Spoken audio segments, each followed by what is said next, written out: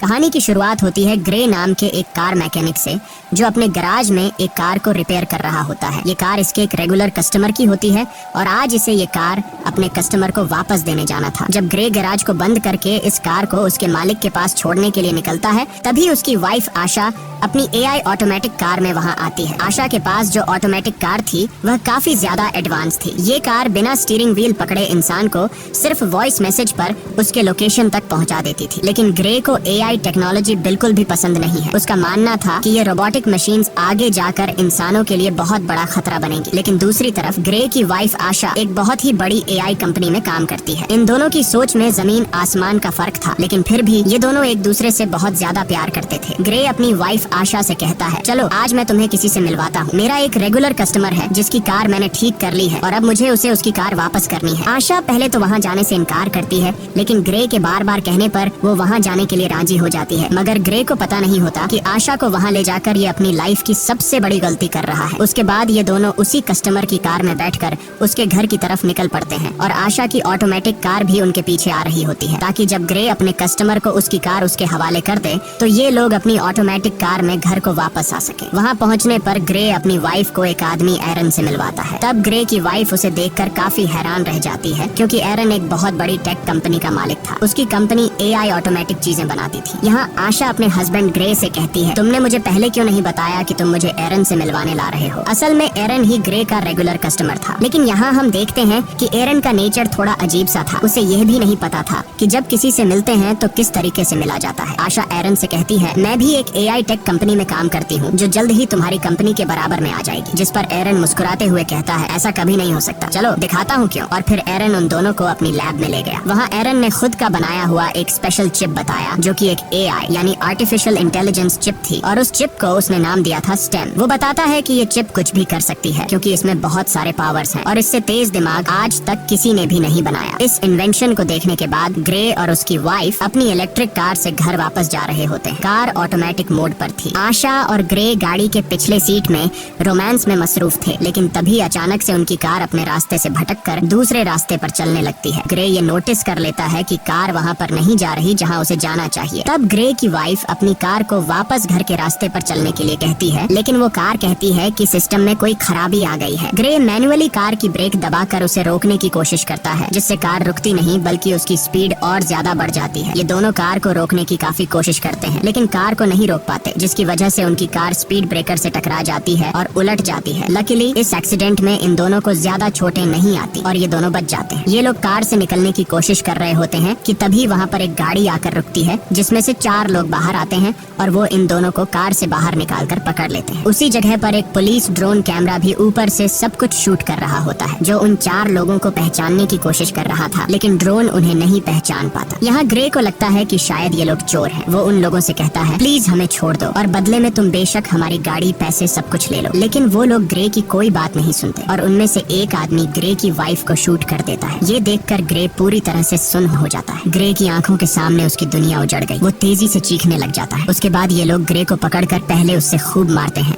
और फिर यह लोग ग्रे को भी गर्दन के पीछे गोली मार देते हैं। ये लोग ग्रे और आशा का सारा सामान चोरी करके वहाँ से चले जाते हैं। ग्रे की सांसें अभी भी चल रही थी और वो अपनी आंखों के सामने अपनी वाइफ को तड़पता हुआ देख रहा था, लेकिन ग्रे कुछ भी नहीं कर पा रहा था, क्योंकि उसकी बॉडी का कोई भी पार्ट नहीं हिल पा रहा था। और फिर ग्रे की आंखों के सामने उसकी वाइफ की मौत हो जाती है। कुछ देर बाद वहाँ पर पुलिस आ पहुंची। उन्होंने आशा की बॉडी को पोस्टमार्टम के लिए भेज दिया और ग्रे को हॉस्पिटल में एडमिट कर दिया। हॉस्पिटल में 3 महीनों तक इलाज चलने के बाद ग्रे की जान तो बच गई, लेकिन अब वह चलने के काबिल नहीं था। गर्दन के नीचे गोली लगने की वजह से उसका स्पाइनल कॉर्ड टूट गया। कंधे से नीचे उसका पूरा जिस्म पैरालाइज्ड हो गया और फिर 3 महीनों बाद ग्रे को घर वापस लाया जाता है और यहाँ पर ग्रे व्हील चेयर पर होता है, क्योंकि उसके सिर के अलावा पूरी बॉडी बेजान थी। अब ग्रे कोई भी काम नहीं कर सकता था, इसीलिए उसका काम करने के लिए उसके घर पर एक रोबोट मशीन थी जो उसका सारा काम करती थी और उसकी मदर उसका ख्याल रख रही थी। लेकिन ग्रे के लिए अब जिंदगी बोझ बन चुकी थी। उन 4 किलर्स ने न सिर्फ उसकी वाइफ को मार डाला, बल्कि उसकी जिंदगी उजाड़ दी। वो बदले की आग में जल रहा था। बस ग्रे के पास एक ही उम्मीद बची थी जिसके सहारे वो जी रहा था। वो अपनी वाइफ के किलर्स को जल्द से जल्द जेल की सलाखों के पीछे देखना चाहता था। इसीलिए वो पुलिस स्टेशन जाता है। पुलिस स्टेशन में ग्रे उनसे अपनी वाइफ के किलर्स के बारे में पूछता है तो वो डिटेक्टिव कहती है कि इनमें से अभी तक किसी का भी पता नहीं चल पाया। वहाँ हमारे पुलिस का ड्रोन कैमरा तो मौजूद था, लेकिन फुटेज धुंधली थी जिससे कातिलों का पता नहीं चल पा रहा है और पुलिस अब और इन्वेस्टिगेशन कर रही है। हम बहुत जल्द उन्हें ढूंढ लेंगे। तब ग्रे ये सुनकर काफी ज्यादा डिसअपॉइंट हो जाता है, क्योंकि काफी टाइम से ग्रे पुलिस से बस यही सुनता आ रहा था कि हम इन्वेस्टिगेशन कर रहे हैं। अब ग्रे पूरी तरह से हिम्मत हार चुका था और वो इस तरह से जीना भी नहीं चाहता था, क्योंकि उसकी जो उम्मीद थी अपनी वाइफ के कातिलों को जेल की सलाखों के पीछे देखने की, उससे वो अधूरी नजर आने लगी। ग्रे को समझ आ गया था कि पुलिस उन 4 कातिलों को कभी नहीं पकड़ पाएगी, इसीलिए अब वो खुद को मारने की सोचने लगा। ग्रे वहाँ पर मौजूद रोबोट मशीन की मदद से मेडिसिन का ओवरडोज ले लेता है, जिससे वो बेहोश हो गया। अच्छी बात यह थी कि उसके घर पर लगे एआई सिस्टम ने वक्त पर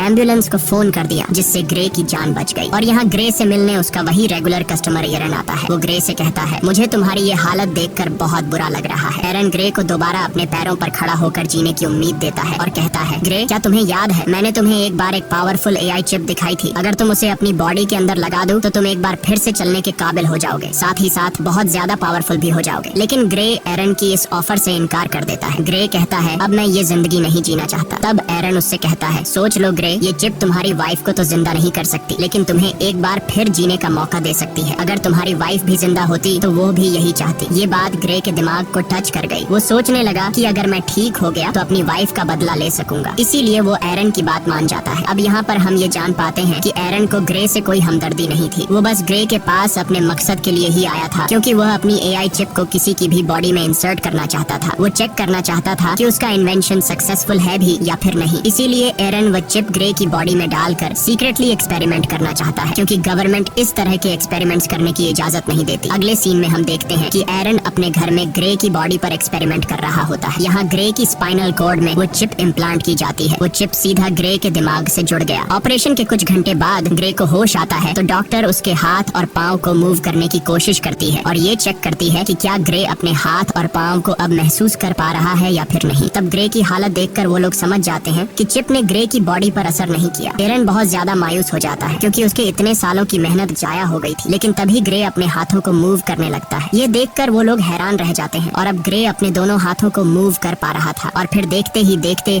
ग्रे अपने दोनों पैरों पर खड़ा हो जाता है। खुद को ठीक होता देखकर ग्रे बहुत ज्यादा खुश हो जाता है। अब वो पहले से भी ज्यादा पावरफुल खुद को फील करने लगा। एरन भी अपनी एक्सपेरिमेंट को सक्सेसफुल होता देखकर काफी खुश हो जाता है। फिर यहाँ पर एरन ग्रे से एक कॉन्ट्रैक्ट पर साइन करवाता है, जिसमें वो किसी को भी नहीं बताएगा कि वो चल सकता है और उसे सबकी नजरों में पैरालाइज्ड बनकर रहना होगा, क्योंकि अगर गवर्नमेंट को पता चला कि ग्रे चिप के जरिए दोबारा से चल पा रहा है तो एरन को अरेस्ट कर लिया जाएगा और ग्रे की बॉडी से उस चिप को निकाल लिया जाएगा, क्योंकि उस चिप को किसी की बॉडी में इंजेक्ट करना इलीगल है। उसके बाद ग्रे अपने व्हील चेयर पर बैठकर घर आ जाता है। यहाँ उसे पता चलता है कि उसके लिए डिटेक्टिव का भेजा एक पैकेज आया है, जिसमें ग्रे की वाइफ की पोस्टमार्टम रिपोर्ट और उसके केस से रिलेटेड कुछ इन्फॉर्मेशन थी। ग्रे उस दिन पुलिस ड्रोन से रिकॉर्ड की गई फुटेज देखने लगा, लेकिन फुटेज क्लियर नहीं थी, इसलिए ग्रे को किलर्स के बारे में कोई जानकारी नहीं मिल पाई। वो मायूसी में ड्रिंक करने लग जाता है। तभी अचानक उससे एक आवाज आई। क्या तुमने फुटेज में एक चीज नोटिस की? ये आवाज सुनकर ग्रे यहाँ वहाँ देखने लगा, लेकिन उसे कोई भी नजर नहीं आया। ग्रे घबरा कर बोला, कौन है? सामने आओ। तभी फिर से आवाज आई, शांत हो जाओ ग्रे, मैं तुम्हारे अंदर की वो एआई चिप हूँ, वही सिस्टम जो तुम्हारी बॉडी चला रहा है। यहाँ पर ग्रे सोचता है कि शायद वो पागल हो गया है, जिस पर वो चिप कहती है, नहीं ग्रे, तुम पागल नहीं हुए हो। ऑपरेशन के दिन के बाद मैं तुम्हारे साथ हूँ, तुम जो देख सकते हो वो मैं भी देख सकती हूँ। जिस पर ग्रे ने पूछा कि क्या तुम्हें और कोई सुन सकता है? चिप ने जवाब दिया, नहीं, मुझे सिर्फ तुम ही सुन सकते हो। यहाँ पर वो चिप ग्रे की हेल्प करने की कोशिश करती है, ताकि ड्रोन की मदद से ग्रे को पता चल सके कि उसकी वाइफ को मारने वाले लोग कौन थे। ग्रे के साथ यहाँ पर वो चिप भी सब कुछ देख पा रही थी, जो ग्रे अपनी आंखों से देख सकता था। चिप ग्रे का ध्यान फुटेज में एक किलर की तरफ करती है और कहती है, देखो ग्रे, इन चारों में से एक की बॉडी पर टैटू बना हुआ है, लेकिन ये टैटू बिल्कुल भी क्लियर नहीं दिख रहा था। इसलिए ग्रे बोला, ये तो बहुत ज्यादा ब्लर है, इसे मैं देख नहीं सकता। जिस पर वो चिप कहती है, तुम्हें नहीं दिख रहा, पर मैं तो देख सकती हूँ। मैं इस टैटू का एक क्लियर इमेज बना सकती हूँ, बस तुम एक पेपर और पेंसिल उठा लो। ग्रे के पेपर और पेंसिल उठाने के बाद चिप ग्रे के हाथ की मदद से बिल्कुल परफेक्ट वही टैटू बना लेती है। और जब ग्रे उस टैटू को देखता है तो पता चलता है कि यह एक मिलिट्री टैटू है। रिसर्च करने के बाद ग्रे को उस टैटू वाले आदमी के बारे में पता चल जाता है। ग्रे हैरान रह जाता है कि उस चिप ने तो कुछ ही मिनटों में उस कातिल का टैटू और एड्रेस निकाल कर दे दिया, जो कि पुलिस कई महीनों से इन्वेस्टिगेशन कर करने के बावजूद भी उन कातिलों को ढूंढ नहीं पाई। ग्रे बहुत खुश हो जाता है क्योंकि उसे अपनी वाइफ के किलर्स में से एक किलर का पता चल चुका था। तब ग्रे उसके बारे में पुलिस को इन्फॉर्म करने का सोचता है, लेकिन यहाँ चिप ग्रे को ऐसा करने से रोक देती है। वो उससे याद दिलाती है कि तुम्हें एरन ने ये सब कुछ करने से मना किया था। तुम भूल गए कि तुमने एरन के साथ कॉन्ट्रैक्ट साइन किया था कि तुम लोगों के सामने कभी भी ये नहीं जाहिर करोगे कि तुम चल फिर सकते हो, और अगर तुम पुलिस को इस किलर के बारे में बताओगे तो पुलिस उल्टा तुमसे पूछेगी कि तुम्हें कैसे इन किलर्स के बारे में पता चला और तुमने ये टैटू किस तरह से बनाया। ग्रे चिप से पूछता है, तो फिर तुम बताओ अब मैं क्या करूँ। चिप ग्रे से कहती है, पहले तुम खुद उस आदमी के एड्रेस पर जाओ और उसके खिलाफ सबूत इकट्ठा करो। इसीलिए ग्रे अब खुद वहाँ पहुँच जाता है, लेकिन वहाँ पर पुलिस ड्रोन थे, इसीलिए ग्रे उन ड्रोन के सामने अपनी व्हील चेयर पर ही बैठा रहता है। और जब ड्रोन वहाँ से चले जाते हैं तो ग्रे चुपके से वहाँ से खड़ा होकर किलर के घर की तरफ जाता है। वो किलर के घर के दरवाजे को खोलकर घर के अंदर चला जाता है। वहाँ जाकर वो एविडेंस ढूंढने लग जाता है और यहाँ पर ग्रे को पता चलता है कि उस किलर को किसी ने बहुत सारे मैसेजेस किए हैं। ग्रे के अंदर लगी चिप उन मैसेजेस को कुछ सेकंड के अंदर ही पढ़ लेती है। चिप ग्रे से कहती है कि इन मैसेजेस में ओल्ड बोन नाम की जगह का बार बार बताया गया है, क्या तुम्हें इसके बारे में कोई जानकारी है। ग्रे ने कहा, हाँ, ये हमारे घर के पास ही एक बार का नाम है। इन्हीं बातों के बीच ग्रे को किसी के आने की आवाज सुनाई देती है। असल में वहाँ पर वो किलर था जो कि वापस आ गया था। वो किलर देखता है कि उसके टेबल पर सारा सामान बिखरा हुआ है। तभी वो किलर सामने लगे शीशे से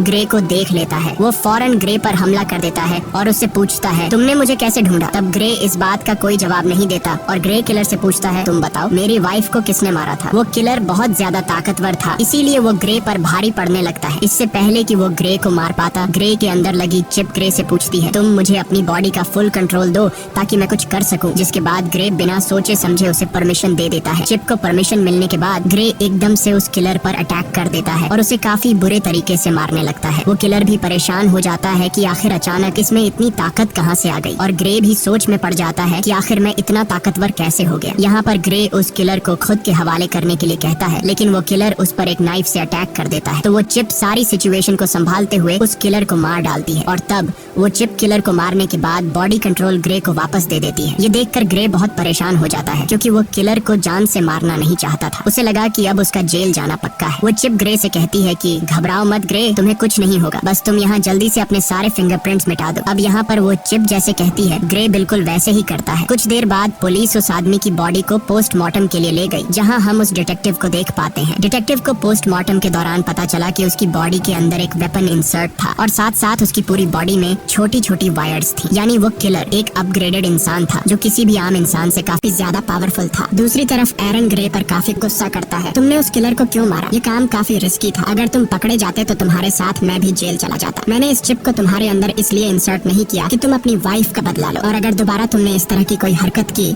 तो मैं तुम्हारे अंदर की इस चिप को डीएक्टिवेट कर दूंगा, जिसके बाद तुम फिर से पैरालाइज्ड बन जाओगे। इधर डिटेक्टिव भी पता लगाने की कोशिश कर रही होती है कि उस आदमी को किसने मारा। तभी डिटेक्टिव को पता चलता है कि जिस टाइम उस किलर का मर्डर हुआ तो उससे थोड़ा टाइम पहले ग्रे अपनी व्हील चेयर पर उसी एरिया में घूम रहा था। जिसके बाद डिटेक्टिव सीधा ग्रे के घर पर आती है। डिटेक्टिव ग्रे को कहती है कि हमने तुम्हें उस टाइम में उस एरिया में देखा है जिस टाइम उस सर्क नामी आदमी का मर्डर हुआ है। हमें उस आदमी पर पहले से शक था कि उसने तुम्हारी वाइफ को मारा होगा, क्योंकि हमारे पास उसका एक काफी बड़ा क्रिमिनल रिकॉर्ड है और वो उसी एरिया में रहता है जहाँ पर तुम्हारी वाइफ को मारा गया था, और अब कल उसी आदमी का मर्डर हुआ है। तब यहाँ पर ग्रे हैरान होते हुए कहता है, ओ अच्छा, लेकिन अगर तुम ये सोच रही हो कि मैंने उसे मारा है तो तुम्हारी यह सोच गलत है, क्योंकि तुम तो देख सकती हो कि मैं तो पैरालाइज्ड हूँ, और अगर तुम्हें फिर भी यकीन नहीं तो तुम मेरी टांग पर चाकू मार कर देख सकती हो। डिटेक्टिव भी ग्रे पर शक नहीं करती क्योंकि उसे लगता है कि ये तो खुद को नहीं संभाल सकता, तो फिर ये क्या किसी को मार पाएगा। इसीलिए वो ग्रे को बाय कहकर वहाँ से चली जाती है। डिटेक्टिव के जाने के बाद ग्रे रिलैक्स होकर सांस लेता है क्योंकि उसकी जान बच गई। इसके बाद ग्रे चिप से पूछता है कि अब आगे क्या करना है, तो वो चिप ग्रे को ओल्ड बोन बार में जाने का कहती है। वो चिप कहती है, याद है हमें उस किलर के घर से मैसेजेस में कई दफा इस बार के बारे में बताया गया था, हमें वहाँ पर जाना चाहिए, शायद तुम्हें वहाँ कोई क्लू मिल जाए। इसके बाद हम देखते हैं कि ग्रे उसी बार में जाता है। ये बार बहुत ज्यादा खतरनाक थी, सब के सब वहाँ पर गुंडे बैठे हुए थे। ग्रे यहाँ आकर ऊंची आवाज से कहता है, मैं कुछ दिन पहले सर्क नाम के एक आदमी को मार चुका हूँ, लेकिन मुझे पता है कि उसके साथ 3 लोग और भी थे जिन्होंने मेरी वाइफ को मार डाला। अगर कोई भी सर्क के साथ इस मर्डर में शामिल था तो वो अपना हाथ उठाए। ये सुनकर सब ग्रे पर हंस पड़ते हैं। तभी टोलन नाम का एक लंबे कद का आदमी उठा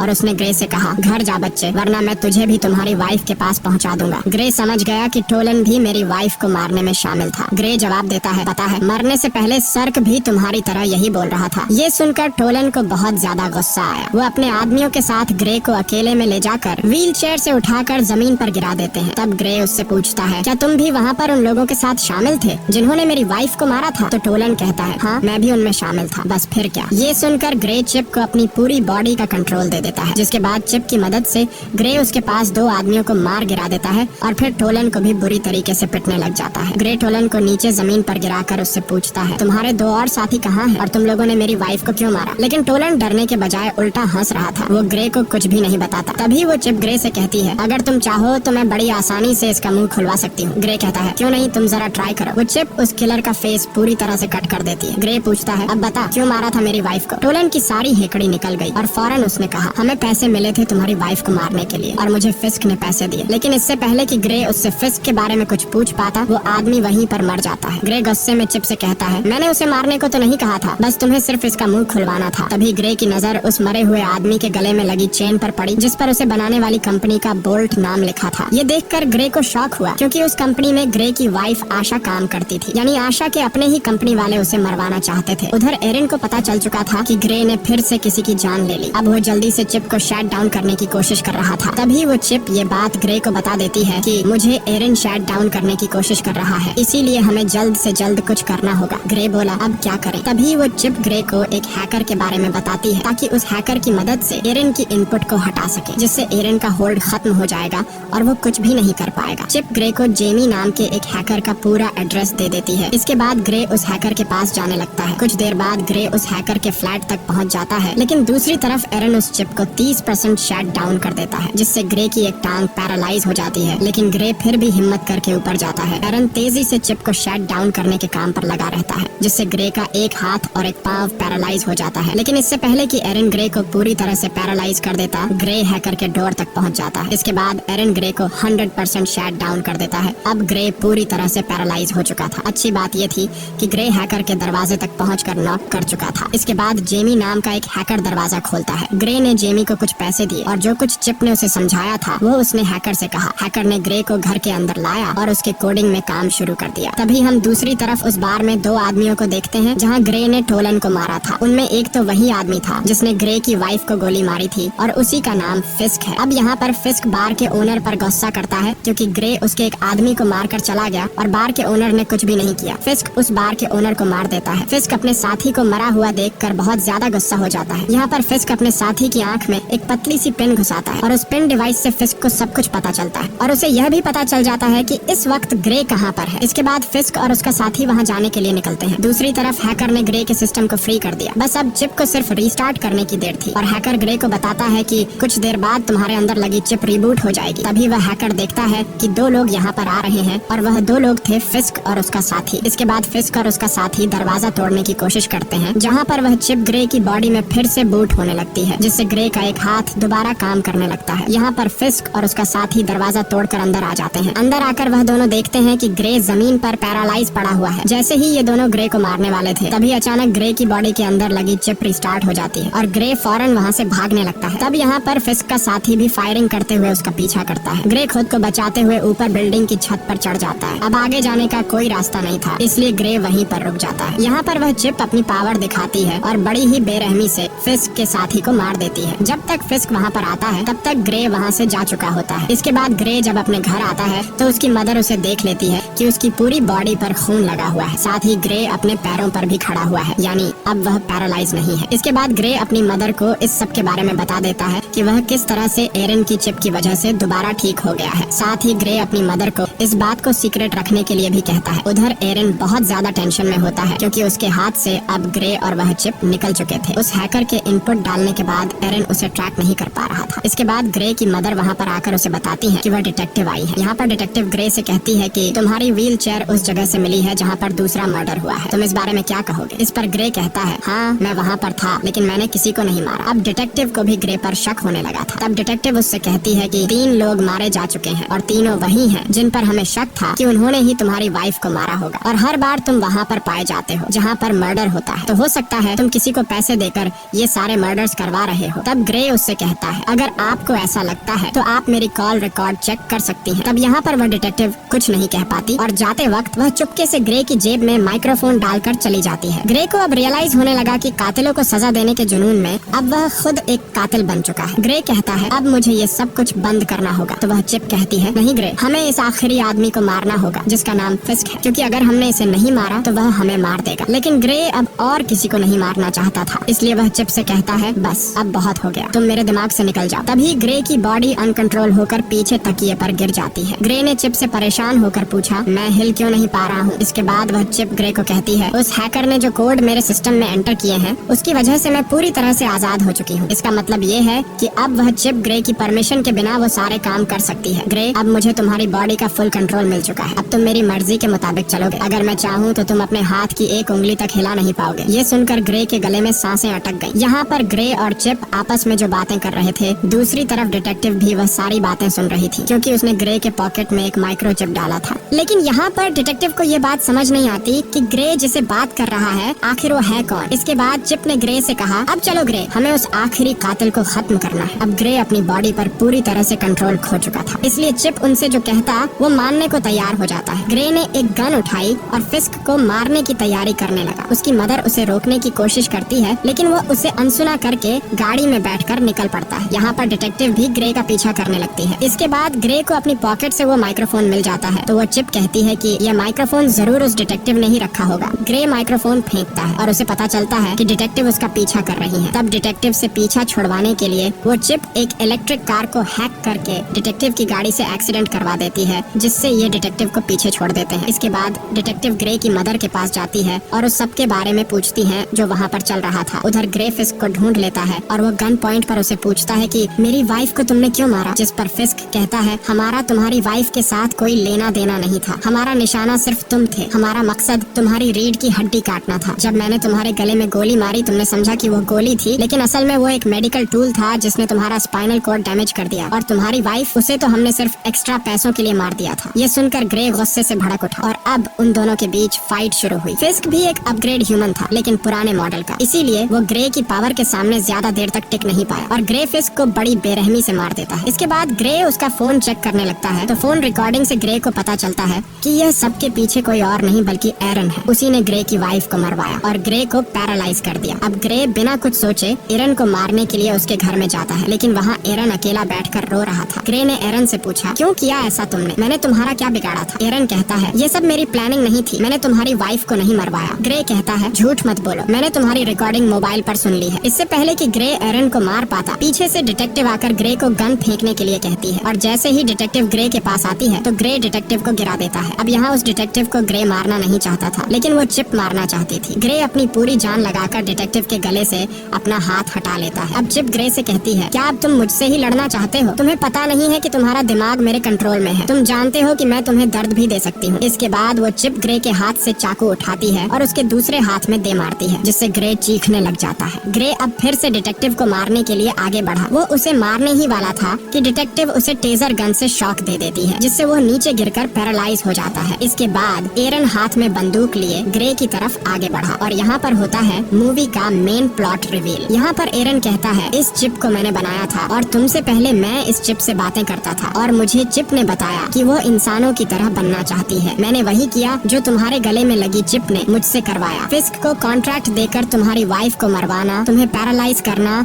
और तुम्हारी गर्दन पर वो चिप लगवाना, सब कुछ उसी चिप का प्लान था। मैंने इस चिप को बनाया तो है, लेकिन मैं इसे पूरी तरह कंट्रोल नहीं कर सका। ये चिप किसी इंसान के शरीर में घुसकर उसे अपनी मर्जी के फैसले करवाना चाहती थी और इस चिप ने तुम्हें चूज किया। ये बातें सुनकर ग्रे काफी हैरान हो जाता है। एरन बताता है कि ये चिप मुझे मारना चाहती है क्योंकि अगर मैं जिंदा रहा तो इसी के जैसी एक और एआई चिप बना दूंगा और चिप यह नहीं चाहती कि इस जैसा और कोई भी हो, इसीलिए वो मुझे मारना चाहती है। और यहाँ पर वह चिप कहती है हाँ यह मेरा ही प्लान था, मैं जिंदा इंसान बनना चाहती थी, इसीलिए मैंने यह सब कुछ कर दिया। इस बार इस चिप की बातों को एरन और डिटेक्टिव भी सुन पाते हैं। यहाँ पर वह चिप एक बार फिर से एक्टिवेट हो जाती है और वह फौरन एरन को मार देती है। अब वह चिप डिटेक्टिव को भी मारने की कोशिश करती है। यहाँ पर ग्रे पूरा जोर लगाकर उसके निशाने को गलत कर देता है। गुस्से में आकर चिप ने ग्रे की गर्दन पर पिस्टल तान दी और अगले ही पल कुछ अजीब हुआ। जब ग्रे की आंख खुलती है तो खुद को एक हॉस्पिटल की बेड पर पाता है। यहाँ पर वह चिप को आवाज देता है लेकिन उसे कोई भी रिस्पॉन्स नहीं आता और तभी उसकी वाइफ भी उसके सामने ही होती है। उसकी वाइफ उसे बताती है कि हमारा एक्सीडेंट हो गया था और तुम बहुत दिनों से बेहोश थे। तो फिर क्या ये सब कुछ एक सपना था? बिल्कुल नहीं। असल में इस चिप ने ग्रे के दिमाग को उसके शरीर से बिल्कुल डिस्कनेक्ट कर दिया था और उसे एक खूबसूरत उसके सपनों की दुनिया में भेज दिया। ग्रे का माइंड वहाँ पर खो गया था जबकि उसका शरीर असली दुनिया में चिप के कंट्रोल में था। चिप अब डिटेक्टिव को भी मारने वाली थी। डिटेक्टिव उससे कहती है, ग्रे तुम ऐसा नहीं कर सकते। तो वह चिप कहती है, ग्रे अब यहाँ पर नहीं है, वह बहुत ही अच्छी जगह पर है, अपने सपनों की दुनिया में जहाँ उसे होना चाहिए और अब इस बॉडी पर मेरा कब्जा है। और यह कहकर वह चिप डिटेक्टिव को शूट कर देती है और इसी के साथ ये कहानी खत्म हो जाती है। अगर वीडियो आपको अच्छी लगी हो तो हमारे चैनल को सब्सक्राइब और वीडियो को लाइक जरूर कीजिएगा।